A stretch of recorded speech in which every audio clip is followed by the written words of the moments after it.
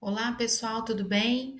Dando continuidade aos nossos conteúdos de bioquímica do IFB Campus Planaltina, a gente vai falar sobre carboidratos. Bom, então o que que são carboidratos? São hidratos de carbono. A gente já discutiu sobre as funções orgânicas, né, sobre a ligação, as ligações que ocorrem entre os átomos para formar as moléculas, e a gente sabe que os carboidratos eles podem ser classificados como um poliálcool aldeído ou poliálcool cetona. O que que eu quero dizer com isso?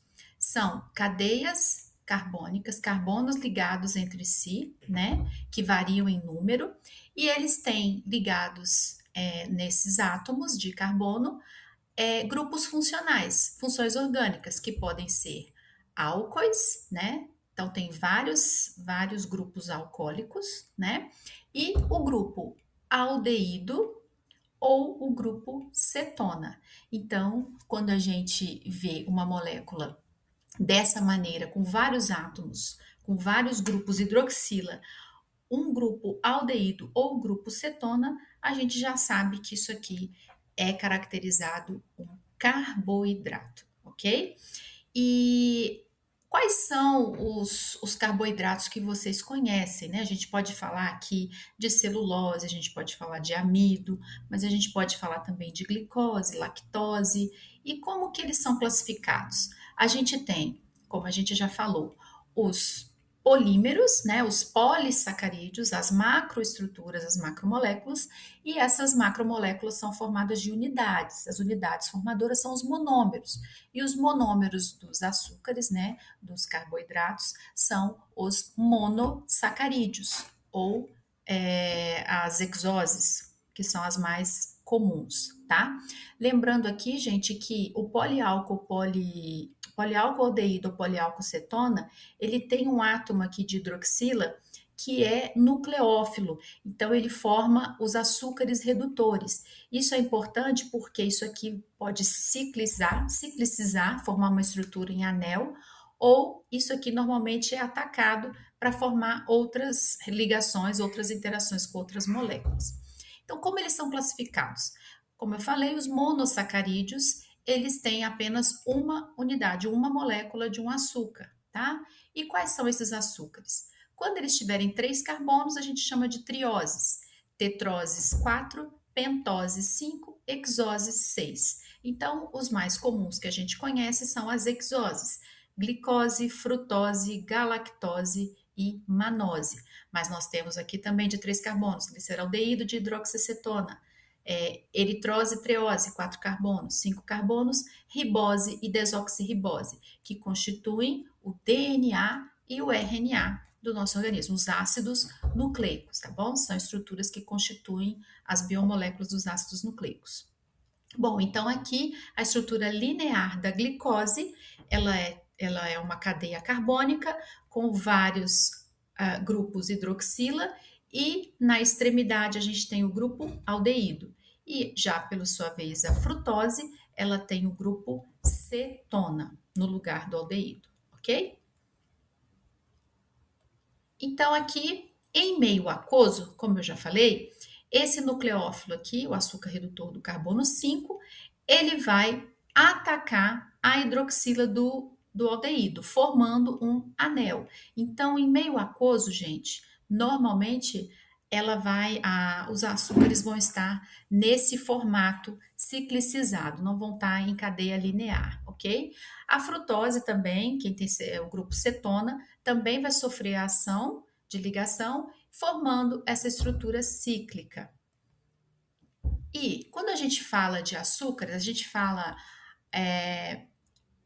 se tem uma voltado para o lado esquerdo ou voltado para o lado direito. Então a gente está falando em reflexão e refração, estequiometria, né? E o carbono 5 que eu falei, ele é assimétrico. Por que ele é assimétrico? Porque 4 grupos distintos são ligados a ele. No caso aqui, um aldeído, o CH2OH, que é um outro grupo, um hidrogênio e uma hidroxila. Então, esses 4 grupos distintos conferem um carbono diferente, que ele tem 4 ligantes diferentes. Se eu colocar isso aqui no espelho, é como se o gliceraldeído, quando a hidroxila está virada para a direita, ela é destrógira, e quando ela está virada para a esquerda, a gente chama de levógira. Então, por isso que muitas vezes vocês vão ver nas moléculas esse D-aldose, D-cetose, L açúcares, né? Que não são muito comuns, mas você tem essa indicação que tem a ver com a passagem, a organização espacial da hidroxila nesse carbono assimétrico. E uma outra característica é que as moléculas de carboidrato elas são isômeras. Isômeras são moléculas com a mesma fórmula molecular, porém a organização espacial difere, né? Então, aí a gente vai ter a importância da ação da isomerase, que é uma enzima que pode converter, por exemplo, uma glicose numa frutose, um açúcar em diferentes formas isoméricas, ok? No mesmo número de carbonos, esses açúcares eles têm fórmulas semelhantes, porém a estrutura espacial difere. E quais são os critérios para a classificação dos monossacarídeos? Bom, primeiro, a quantidade de carbono, né? Ele pode ser triose, tetrose, pentose ou hexose. O grupo funcional que comanda. Então, nós temos aqui que eles são poliálcools. O que vai mudar é se é um aldeído na extremidade ou se é uma cetona no meio da cadeia carbônica. Qual é a posição da hidroxila no carbono quiral, nesse carbono assimétrico? Então, é este carbono aqui, é o carbono mais da extremidade oposta. Ele é virado para a direita, se for virado para a direita é D, se for virado para a esquerda é L. E nós temos ainda a posição alfa ou beta. Isso é num plano de observação. Se a hidroxila estiver virada para baixo, eu estou falando que ela está na posição alfa. E nesse mesmo plano de observação, se a hidroxila deste carbono estiver virada para cima, ok? A gente fala que está na posição beta, ok? E que é a posição do carbono 1 da molécula. Então, a gente pode ter alfa-glicose ou a gente pode ter beta-glicose. É a mesma molécula. O que difere é o posicionamento espacial tridimensional dessa hidroxila do carbono 1. E esses carboidratos, eles podem ser classificados ainda como disacarídeos ou oligosacarídeos, porque esses grupos funcionais, eles podem formar ligações químicas, né? Interações entre outras moléculas. Então, quando dois açúcares ligam entre si, a gente tem a formação de um disacarídeo, porque para eu formar um polissacarídeo, é um conjunto de monossacarídeos ligados entre si, correto? E a ligação entre esses sacarídeos, a gente chama de ligação glicosídica, a gente já vai falar. Então, aqui, ó, nós temos os 3 principais disacarídeos, que são a maltose é a ligação de 2 moléculas de glicose, a sacarose é a ligação de uma molécula de glicose com frutose, então está presente ali nas frutas, né, que vocês vão lembrar com mais facilidade, e a lactose, que é o açúcar do leite, né, gente? É uma glicose unida a uma molécula de galactose. Então, são 2 monossacarídeos unidos por ligação glicosídica, ok? Cada uma com sua especificidade. E os oligosacarídeos formam entre 2 e 10 açúcares, que estão ligados entre si também por ligações glicosídicas. Então, como acontece essa ligação glicosídica? Nós temos aqui a hidroxila, né? No caso aqui na posição alfa, e uma outra hidroxila de uma outra molécula de glicose. Então, isso aqui é para formar a maltose, tá, gente? Tá demonstrando aqui. Então, percebam, eu tenho uma hidroxila aqui e uma hidroxila aqui. A gente já falou que essas hidroxilas, elas podem interagir, né? E essa interação vai permitir a formação de uma ligação covalente, uma ligação forte, tá? Mas para essa ligação acontecer, precisa sair uma molécula de água, tá? Então, quando a gente tem a formação de uma ligação glicosídica, eu tenho uma condensação, tá? Então, eu tenho uma perda de molécula de água dessas duas estruturas. E aí, você no final aqui, você tem a maltose, mas você perdeu uma molécula de água que é liberada para o meio externo. Da mesma forma, para você quebrar essa ligação aqui e separar esses dois sacarídeos, essas duas moléculas, duas hexoses, é só você introduzir uma água, né? Você introduz uma molécula de água, então você faz uma hidrólise, é uma quebra mediada por água. Então, quando você quebra essa ligação, a água retorna ao seu posicionamento original e as moléculas fiquem íntegras novamente.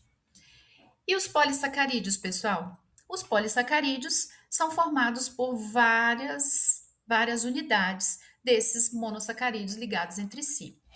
Então, são múltiplas, né? Podem ser homo ou heteropolissacarídeos. Homopolissacarídeo é formado pelo mesmo tipo de açúcar, então são várias unidades de glicose, por exemplo. Um heteropolissacarídeo já é um grupo que tem açúcares diferentes, podendo ser glicose com galactose, glicose com frutose, tá certo? Então, são açúcares diferentes que ligam entre si para formar uma estrutura, um polissacarídeo superior, mais organizado, tá? E eles podem apresentar estrutura linear, ramificada, como aqui está demonstrado, ou ainda cadeias, ok? E quais são as funções dos polissacarídeos? Nós temos três funções principais. Quando a gente fala em carboidrato, em polissacarídeos, a gente está falando primeiramente como reserva energética. Então, lembrem aqui do amido. Ele tem função também, pode ter função estrutural, no caso da parede celular de células vegetais, como a celulose. Ou ainda pode ter função de adesão e reconhecimento celular. Então, quando a gente lembrar da superfície de células, a gente tem aqui alguns polissacarídeos que estão envolvidos ali na adesão, no reconhecimento celular, na formação de biofilmes, ok? Então, aqui, ó, só para vocês se lembrarem. Na célula vegetal, nós temos dois tipos de polissacarídeos. Nós temos o amido e a celulose. Como eu já falei, o amido ele tem função de reserva energética, enquanto a celulose tem função estrutural. Já na célula animal e em bactérias, difere um pouco da célula vegetal, porque o polissacarídeo de reserva é o glicogênio, que já tem uma estrutura diferente do amido, ok? E ele a gente faz a reserva de glicogênio em quantidade muito menor do que os autotróficos, né? Que são os que armazenam amido como reserva energética. Porque eles não se alimentam, né, gente? Então, como a gente se alimenta, a gente tem reservas menores. Por isso que a gente tem que se alimentar constantemente, continuamente. Quando eu relaciono o exoesqueleto, por exemplo, eu tenho a quitina. A quitina é um polissacarídeo de caráter estrutural, ok? Dos aracnídeos, por exemplo, do formiga, escorpião, tá? Camarão.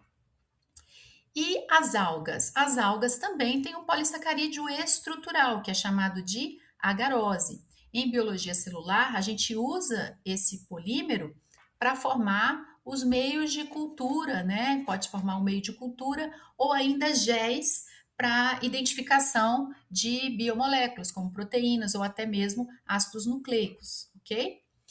E as bactérias, elas têm como polissacarídeo de estrutura, né, o peptídeo glicano, que já logo vou mostrar para vocês a estrutura, mas é um heteropolissacarídeo, tá?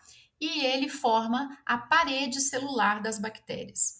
Nós temos ainda glicoproteínas, que são polissacarídeos ligados a proteínas ou ligados a lipídios, no caso de glicolipídios, que estão predominantemente na superfície celular e estão envolvidos em processos de adesão, reconhecimento celular e até no sistema imunológico, né? Resposta, induzir ou não uma resposta imunológica no organismo.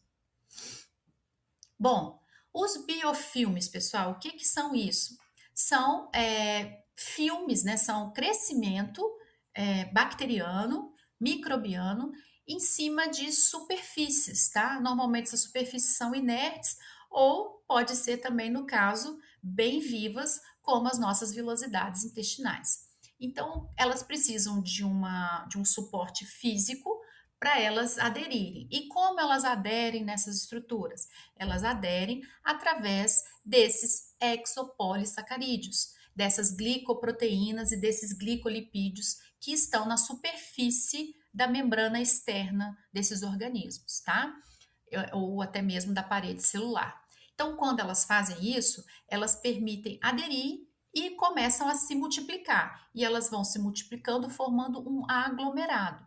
Então, vocês podem ver aqui nas figuras, eu estou mostrando a placa bacteriana que cresceu no dente aqui desse indivíduo, tá? De uma maneira muito densa, né? Ou seja, isso aqui não é uma falta de higienização, uma falta de limpeza, né? Dos dentes, de escovação, que permite a adesão das bactérias, permitiu a adesão das bactérias na superfície do dente, né? No esmalte do dente.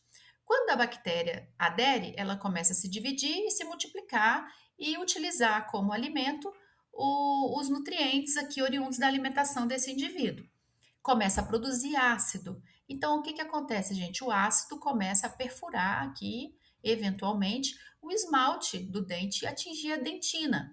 Então, pode haver a transferência dessas bactérias que estão aqui nesse biofilme para a corrente sanguínea do indivíduo, causando doenças graves e infecções graves, ok?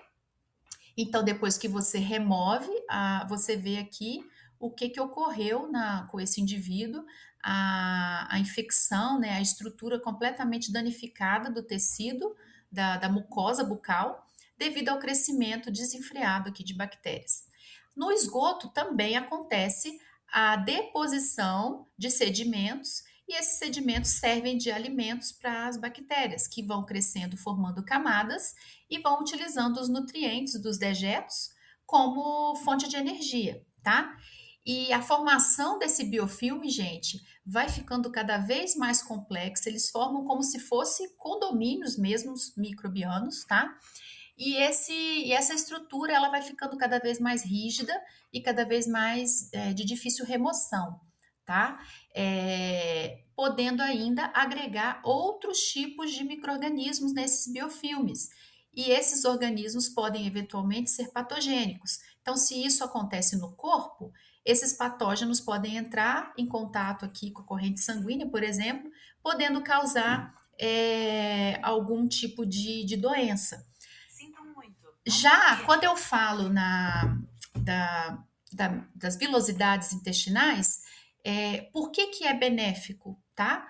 As bactérias, quando crescem sobre as vilosidades intestinais, elas protegem o nosso organismo da entrada de patógeno. Por quê, gente? A principal porta de entrada do sistema imunológico é aqui nas vilosidades intestinais. Então, quando ocorre sítios aqui de ocupação por patógeno, esse patógeno pode vir a penetrar no organismo através da corrente sanguínea desse indivíduo, e aí o sistema imunológico tem que agir para eliminar o efeito prejudicial desse patógeno.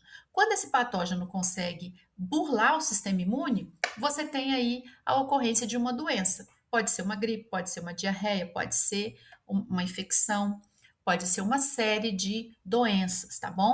Então é muito importante que os micro-organismos que a gente cultiva aqui na nossa microbiota sejam benéficos, porque sendo benéficos a gente protege, faz uma barreira protetora que impede a passagem desses patógenos oportunistas para a nossa corrente sanguínea para vir a nos causar doença.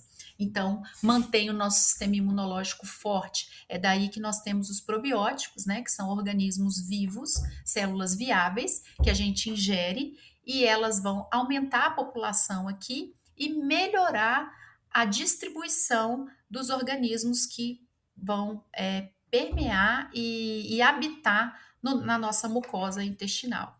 tá? Então, é uma microbiota benéfica, é uma microbiota que a gente tem que manter. E muitas vezes ela está associada também ao tipo de alimentação que a gente tem. Alimentação saudável, alimentação natural, mais natural possível, vai permitir a proliferação e a multiplicação de células benéficas. Então, quando você tem uma disbiose, um desequilíbrio dessa microbiota intestinal, você permite o crescimento de uma bactéria que pode vir a te causar uma doença. E aqui nós temos alguns outros exemplos de polissacarídeos. Então, aqui é a estrutura do amido. O amido ele possui duas cadeias de amilose, é uma cadeia linear helicoidal, tá? Parece uma espiral de caderno. E a amilopectina, que é uma estrutura de polissacarídeo ramificada, tá? Então, as estruturas da glicose aqui formam ramificações. Então, essas duas estão associadas. Já o glicogênio, gente, percebam, também é uma molécula ramificada de glicose, entretanto, difere do amido, tá? Em termos estruturais, porque eu não tenho aqui essa estrutura helicoidal. E já a celulose é a mesma organização, é glicose também, são monômeros de glicose, porém eles se organizam de uma maneira completamente diferente, formando cadeias, né? Folhas, sedimentos, camadas e camadas e camadas. E essa camada é a que vai dar a resistência mecânica da parede celular das células vegetais. Nós temos ainda aqui a estrutura da parede celular microbiana, tá? Que é um heteropolissacarídeo, N-acetilglicosamina e ácido N-acetilmurâmico, formando essa parede complexa, uma estrutura complexa, tá? Que vai dar forma, vai dar estrutura, resistência mecânica, e de acordo com o tipo de célula, essa resistência pode ser maior ou menor, ok? E aqui ainda nós temos a agarose, como é formado, tá? E nós temos também aqui um exemplo são os preenchedores, né, de ácido hialurônico. São também heteropolissacarídeos, tá? Que são usados para preencher espaços. Quando a gente começa o processo de envelhecimento, a gente começa a ter perda, né, de estruturas, perda de massa, né?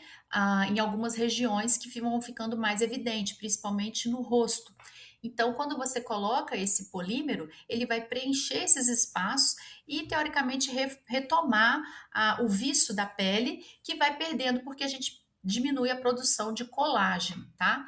Entretanto, gente, a partir de um ano e pouquinho, isso aí vai sendo consumido, né? Por isso que é um tratamento que vai melhorar o aspecto da pele, mas ele é provisório. Depois de um certo tempo, o seu próprio corpo elimina. E algumas pessoas fazem a injeção de PMMA, que é o polimetilmetacrilato. É uma substância sintética, tá? E ela não é absorvida pelo corpo. E ela pode dar problemas graves, porque o polimetilmetacrilato ele pode desencadear uma reação inflamatória imunogênica, na qual você vai rejeitar, né? E não é natural do corpo, e você pode ter problemas de fibrose, de infecção ou até mesmo de necrose. Existem casos de pessoas que perderam a ponta do nariz, que perderam regiões do glúteo, né? Ou até mesmo em outras regiões do rosto, porque fizeram a injeção de ácido hialurônico. Sabendo ou não, tá, gente? Mas essa injeção é proibida, tá? E pode causar problemas graves e muitas vezes irreversíveis. Então, muito cuidado com o tipo de profissional que vocês vão trabalhar, que vocês vão usar, né, para fazer algum tipo de procedimento estético a fim de melhorar o aspecto da pele. Contrariamente, você pode piorar em sobremaneira a sua situação. Então, pessoal, por fim, a gente vai falar um pouquinho de entropia. Então, essa frase aqui, ó, do Albert Einstein, a coisa mais incompreensível sobre o mundo é que ele é compreensível. Então, o que nos permite fazer uma leitura dessa frase? É porque a gente tem o alfabeto, a gente tem a formação das palavras, a gente tem o nosso idioma, então a combinação dessas palavras traz sentido para a gente nessa frase. Entretanto, quando eu posso pegar essas mesmas palavras e colocar numa ordem completamente aleatória, e quando eu tentar lê-la novamente, eu não vou conseguir ler nada. Então, percebam que isso aqui está associado à organização. Então, a entropia, ela está associado, é um conceito associado à organização. Quanto maior for a entropia, maior é a desorganização, tá, gente? Então, o sistema sempre vai tentar diminuir a entropia do sistema para você aumentar a organização e permitir a compreensão, ok? Então, se você tiver num ambiente, nesse meio celular desorganizado, as células do nosso o organismo não vai conseguir compreender a mensagem que está sendo passada e não vai conseguir crescer, tá? Então é importante que em todos esses sistemas, em todas as formações dessas biomoléculas, a organização das células, haja essa coesão de informação que seja passada entre os seres de maneira correta, exata e fiel. E assim você consegue passar para as gerações subsequentes. Então era isso, até a nossa próxima aula.